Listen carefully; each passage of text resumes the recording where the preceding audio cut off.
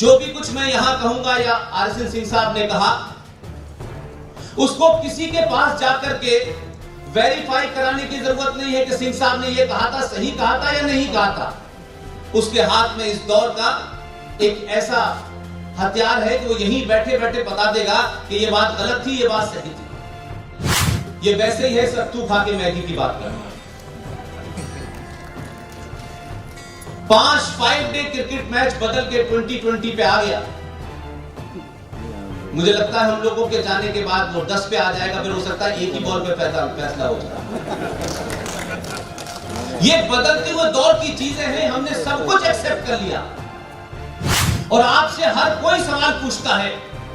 हैदराबाद में एक जोकर है, वो भी बीच बीच में सवाल पूछता है।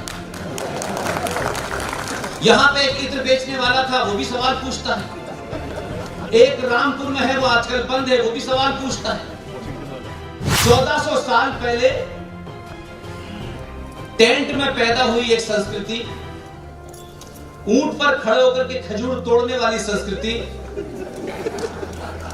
कारवां लूटने वाली संस्कृति, लूट में औरतों को लूट करके उनका हिस्सा बांट करने वाली संस्कृति, औरतों की स्थिति उस समाज में शरिया कोर्ट के अंदर किसी भी क्राइम में अगर कोई गवाही देने के लिए खातून जाए या महिला जाए तो 2 महिलाओं की गवाही एक मर्द के बराबर थी। इतनी बराबरी का वहां दर्जा मिला हुआ था कि 70 सालों में सड़कें बन गई, हवाई जहाज बन गए, माइनॉरिटी कमीशन बन गए, मुस्लिम एजुकेशन बोर्ड बन गया, वक्फ प्रॉपर्टी एक्ट बन गया, वर्शिप ऑफ प्लेसेस एक्ट बन गया। जब आपने समझ के वोट दिया तब 370 था। वो तय करती है कि मुंबई में दही हांडी की लंबाई कितनी होगी, कितनी नहीं होगी। वो जलीकट्टू में फैसला देती है जो मेरी और आपकी आस्थाओं का हिस्सा है। कि अगर भारत का सनातनी ये कहे कि मैं सेकुलरिस्ट हूं, तो मुझे ऐसा लगता है कि ये समुद्र और नाली का मुकाबला हो रहा है। समझ में आ सकते हैं कि हमारे पास वो ताकत नहीं थी कि हम उनके नैरेटिव को तोड़ते। मुगलों ने किया, हम ये भी बात समझ सकते हैं कि हम उनके भी सामने कमजोर थे, नहीं लड़ पाए। लेकिन 1947 के बाद से हम तथाकथित तौर पर आजाद हुए और इस देश में एक नहीं पूरी हजारों साल की संस्कृति को, उसके मानने वालों को कैसे कुंठित करें, कैसे उनके अंदर इंफीरियरिटी कॉम्प्लेक्स डालें, कैसे उनको एहसास कमतरी का शिकार बनाएं। लिहाजा आपको अपनी रूट से काट दिया। और हम लगातार पिछले 70 सालों से सरकारें बनाते थे। कभी इसकी सरकार, कभी उसकी सरकार, कभी बेकार, कभी कारोबार, किस किस्म की सरकार बन रही थी। कभी 15 पार्टियां, कभी 40 पार्टियां, कभी 2 पार्टियां, ये सरकार बना रहे थे आप। और आप यानी वो सनातनी हिंदू समाज, वो ये समझता है कि सरकार बना देने से ही सब कुछ होता है, क्योंकि आपके मन में इस देश के ना तो अध्यापकों ने, न विश्वविद्यालयों ने, न स्कूलों में जो बेसिक भी चीज थी वो भी नहीं बताई। इसलिए आज की जनरेशन इस कम्युनिकेशन क्रांति के दौर में, जब हर बच्चे के पास एक ऐसा छोटा सा हथियार है,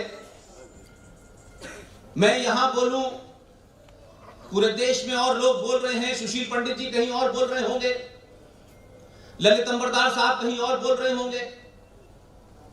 जो भी कुछ मैं यहां कहूंगा या आरएसएन सिंह साहब ने कहा, उसको किसी के पास जाकर के वेरीफाई कराने की जरूरत नहीं है कि सिंह साहब ने यह कहा था, सही कहा था या नहीं कहा था।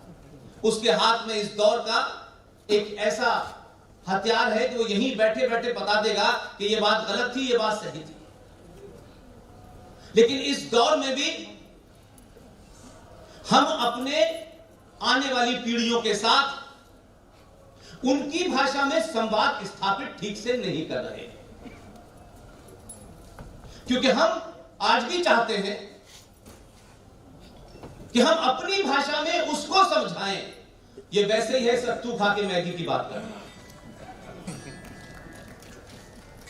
5 डे क्रिकेट मैच बदल के 2020 पे आ गया। मुझे लगता है हम लोगों के जाने के बाद वो 10 पे आ जाएगा, फिर हो सकता है एक ही बॉल पे फैसला हो जाए। ये बदलते हुए दौर की चीजें हैं, हमने सब कुछ एक्सेप्ट कर लिया, लेकिन आज भी अपने बच्चों के साथ जो संवाद स्थापित किया, उसकी भाषा शैली, उसकी ग्रामर नहीं बदली।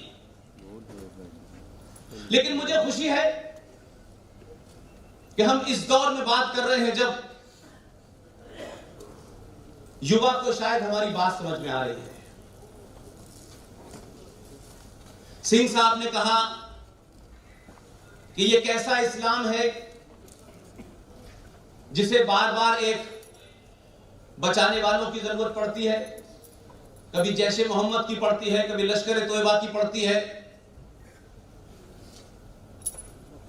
हम एक ही कोशिश में लगे हैं। और आसाम में पहली बार आया हूं, ये मुझे कतई उम्मीद नहीं थी कि हम जिस भाषा में बात करते हैं उस भाषा को सुनने वाले आसाम में इतनी बड़ी तादाद में आए।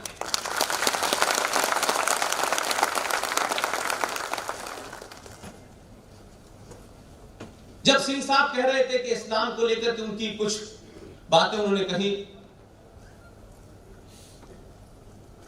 मुझे लगता है कि इस देश के बहुसंख्यक समाज ने थोड़ी लंबी गुलामी के कारण, डर के कारण सरवाइव तो किया, लेकिन वो डर लगातार उनके अंदर बना रहा। और आपसे हर कोई सवाल पूछता है। हैदराबाद में एक जोकर है, वो भी बीच बीच में सवाल पूछता है। यहां पे एक इत्र बेचने वाला था, वो भी सवाल पूछता है। एक रामपुर में है, वो आजकल बंद है, वो भी सवाल पूछता है। और ये बहुसंख्यक समाज 1400 साल पहले टेंट में पैदा हुई एक संस्कृति, ऊंट पर खड़े होकर के खजूर तोड़ने वाली संस्कृति, कारवां लूटने वाली संस्कृति, लूट में औरतों को लूट करके उनका हिस्सा बांट करने वाली संस्कृति, माले गनीमत बताने वाली संस्कृति, औरतों की स्थिति उस समाज में शरिया कोर्ट के अंदर किसी भी क्राइम में अगर कोई गवाही देने के लिए खातून जाए या महिला जाए, तो 2 महिलाओं की गवाही एक मर्द के बराबर थी। इतनी बराबरी का वहां दर्जा मिला हुआ था। इसलिए मैं कहता हूं कि सरकार नहीं बदली है 2014 में, मैं ये कतई नहीं मानता। 2014 से पहले भारतीय समाज बदला। और अपने दिल पे हाथ रख के बताइएगा, 2014 से पहले किसी ने वोट, पार्टी कौन सी है मेरा इससे कोई लेना देना नहीं है, मैं किसी पार्टी से संबंधित नहीं हूं। मैं मानता हूं पार्टी और सरकार से बड़ा राष्ट्र होता है, और अगर मुझे राष्ट्र में और पार्टी में चुनना होगा तो मैं राष्ट्र को चुनूंगा।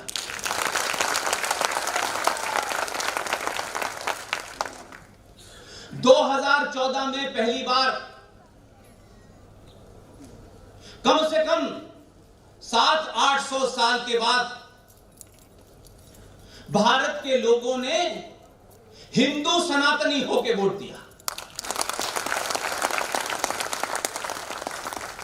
और ये जो सड़क चलते फिरते हमारे चौराहों पे डिस्कशन होते थे, ये सरकार आ गई है, ये हमारी बात नहीं सुनती है, वो सरकार उनकी बात सुनती है, कोई यादवों की बात सुनती है, कोई ठाकुरों की बात सुनती है, कोई ब्राह्मणों की बात सुनती है, लेकिन कुल मिला के भारत के हिंदू सनातन की बात कोई नहीं सुनता था। मैं ये कहता हूं कि क्या कभी आपने भी सरकार बनाते वक्त ये सोच के वोट दिया था या नहीं दिया था? आपने नहीं दिया था, इसलिए सरकार ऐसी मिल रही थी आपको। आपने वोट दिया, यही सोच के वोट दिया कि 70 सालों में सड़कें बन गई, हवाई जहाज बन गए, माइनॉरिटी कमीशन बन गए, मुस्लिम एजुकेशन बोर्ड बन गया, वक्फ प्रॉपर्टी एक्ट बन गया, वर्शिप ऑफ प्लेसेस एक्ट बन गया। जब आपने समझ के वोट दिया तब 370 हटा, तब 35 पे हटी। और आपका सामूहिक दबाव, इस बात को याद रखिएगा, ये हम लोगों को बहुत शौक है, खासतौर से सनातनी हिंदुओं को। वो जीवन में सारे काम कोर्ट से कराना चाहते हैं, हर चीज के लिए कोर्ट कानून बना दे। पिछले 70 सालों में भी संविधान से देश चल रहा था, हजारों कानून बने हुए थे, लेकिन एक वर्ग कहता था कि कोर्ट कचहरी बाद में है, पहले हम फैसला कर देंगे, उसके बाद सुनेंगे किसी का। इसलिए आपको जो ये बीमारी है इस भारतीय समाज को, जनसंख्या नियंत्रण के ऊपर कानून बना दे, किस किस के घर जाकर रोकेगी और कौन सा कानून बनाएगी? फिर साहब दूसरी चीज का कानून बना दीजिए। अभी अभी मैंने आपके मन से सुना, आपने कहा लव जिहाद के अध्यक्ष। अब मैं डर गया कि ये लव जिहाद करते हैं या कराते हैं, ये किस चीज के अध्यक्ष हैं?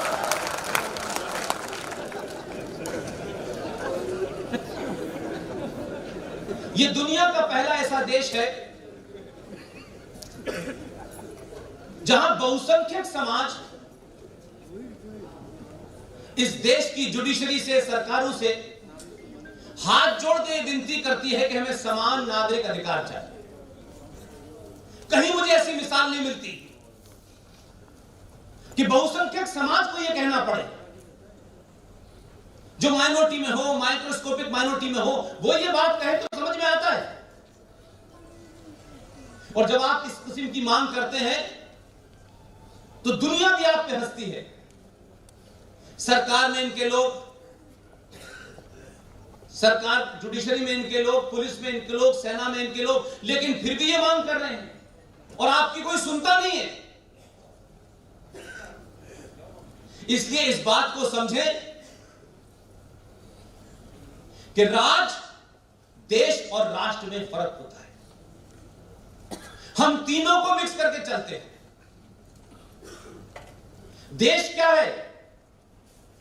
एक टेरिटरी है, एक जमीन का टुकड़ा है, उसका इतना ही महत्व है। भारत है, उसकी बाउंड्री है, बाउंड्री पे सेना लगी हुई है, ये बॉर्डर यहां तक है, वो बॉर्डर वहां तक है, यही है, इसी को भारत कहते हैं। राज्य क्या है? राष्ट्र की एक छोटी सी इकाई है जो कानून और संविधान से चलती है। उसमें जुडिशरी है, उसमें पुलिस है, उसमें सेना है, उसमें इंस्टीट्यूशन है, तमाम सारी चीजें। लेकिन राष्ट्र क्या है? हम सरकार चुनते हैं भारत की और उससे उम्मीद यह करते हैं कि वो राष्ट्र की बात करें। इसलिए मैं कहता हूं कि राज और राष्ट्र में फर्क सिर्फ इतना ही है कि देश को चलाने वाली जो ताकत होती है सरकार, जो बहुत छोटा सा अंग है, उसके लिए संविधान सर्वोपरि होता है। लेकिन राष्ट्र किसी संविधान से नहीं चलता। राष्ट्र अपनी हजारों साल की परंपराओं, आस्थाओं से, सरोकारों से चलता है। राष्ट्र के लिए कोई नियम नहीं बना है, आप ये करेंगे या ये नहीं करेंगे। ये दीप जल रहे हैं, ये भारत राष्ट्र की पहचान है। ये सरस्वती वंदना भारत राष्ट्र की पहचान है, ये भारत माता की तस्वीर भारत राष्ट्र की पहचान है, ये भारत की पहचान नहीं है। ये जन गण मन, ये वंदे मातरम, ये संविधान का हिस्सा है। इसलिए राज्य को चलाने वाली ताकतों से आपको सिर्फ यही दबाव डालना चाहिए कि जो संविधान में है उसके रूप में देश चलाएं, राज्य चलाएं।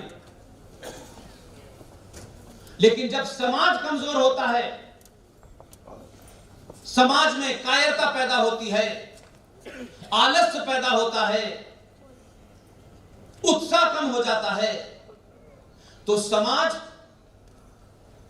उस राज्य सरकार को, वो जो सरकार है, जो देश को चलाने वाली सरकार है, जहां जहां समाज कमजोर हुए, राज्य ने आपकी आस्थाओं के ऊपर कुठाराघात करना शुरू किया। राज्य एंटर उसी वक्त करता है जब समाज कमजोर होने लगता है और समाज अपनी आस्थाओं, परंपराओं से, सरोकारों से दूर होने लगता है। तब आपके देश में, इस देश की सुप्रीम कोर्ट सबरीमला पे अपनी दखल देने लगती है। वो तय करती है कि मुंबई में दही हांडी की लंबाई कितनी होगी, कितनी नहीं होगी। वो जलीकट्टू पर फैसला देती है जो मेरी और आपकी आस्थाओं का हिस्सा है। और जब समाज यूनाइटेड होता है, वो चाहे थोड़ा हो, उससे ज्यादा हो, अगर वो यूनाइट होता है, गलत है सही है ये बहस का मुद्दा हो सकता है। जब वो सरकार चुनते वक्त ये तय करता है कि मेरी आस्थाओं और परंपराओं को कौन बचा के रख सकता है, मैं वोट उसी को दूंगा। इसलिए कुछ लोग इस देश में वोट देते हैं, इसी नुक्ते नजर से देते हैं। वो इसलिए नहीं देते कि इनकम टैक्स में हमें कितनी छूट मिलेगी। इसलिए इस देश में सरकारें ऐसी तक बनी, उनका दबाव, वो गिनती में आपसे कम थे, लेकिन उन्होंने एक मुत्तहद होके, यूनाइटेड होके, एकजुट होके पिछले 70 सालों में आपके देश में 28 सेकुलरिज्म की दुकानें खोल दी हैं। ये सेकुलर आए, इन्होंने हमारी मर्जी की बात नहीं की, इनको हटाओ। दूसरा पैदा किया, तीसरा पैदा किया, चौथा पैदा किया, और आपको सेकुलरिज्म ये लगने लगा कि हम शायद बहुत ही आतंकी किस्म के लोग थे, बहुत ही कट्टर किस्म के लोग थे, लिहाजा हमें सेकुलरिज्म चाहिए। तो सेकुलरिज्म को आपने अपने जीवन का हिस्सा बना लिया, और ये कुछ ऐसे ही है कि अगर भारत का सनातनी ये कहे कि मैं सेकुलरिस्ट हूं,